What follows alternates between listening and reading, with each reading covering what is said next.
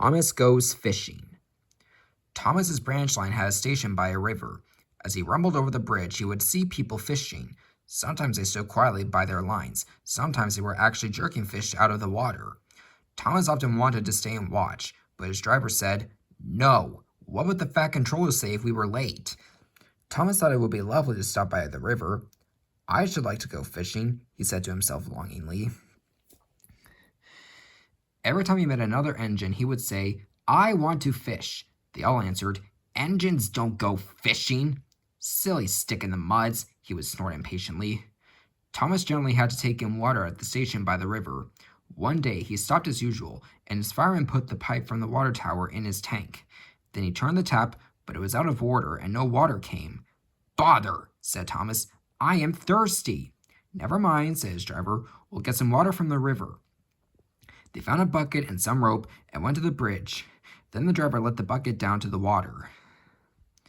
The bucket was old and had 5 holes, so they had to fill it, pull it up, and empty it into Thomas's tank as quickly as they could. "There's a hole in my bucket, dear Lisa," sang the fireman. "Never mind about Lisa," said the driver. "You empty that bucket before you spill the water over me."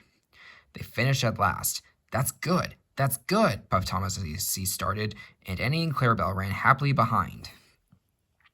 They puffed along the valley and were in the tunnel when Thomas began to feel a pain in his boiler, while steam hissed from his safety valve in an alarming way. "There's too much steam," said his driver, and his fireman opened the tap in the feed pipe to let more water into the boiler, but none came. "Oh dear," groaned Thomas. "I'm going to burst! I'm going to burst!" They damped down his fire and struggled on. I've got such a pain, Thomas hissed.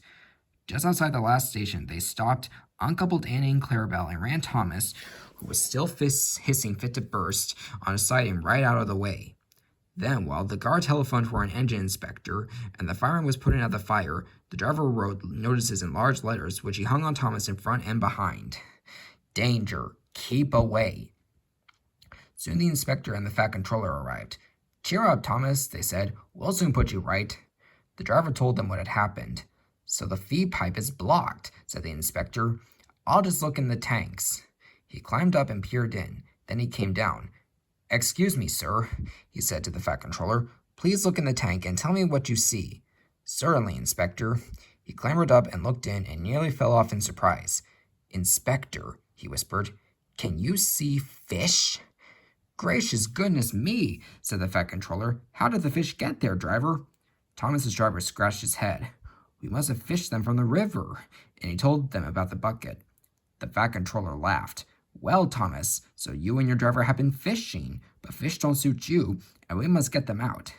So the driver and the fireman fetched rods and nets, and they all took turns at fishing in Thomas's tank, while the fat controller told them how to do it.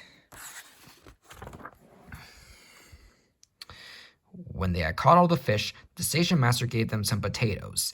The driver borrowed a frying pan, while the fireman made a fire beside the line and did the cooking. Then they all had a lovely picnic supper of fish and chips. "That was good," said the fat controller as he finished his share. "But fish don't suit you, Thomas, so you mustn't do it again." "No, sir, I won't," said Thomas sadly. "Engines don't go fishing. It's too uncomfortable."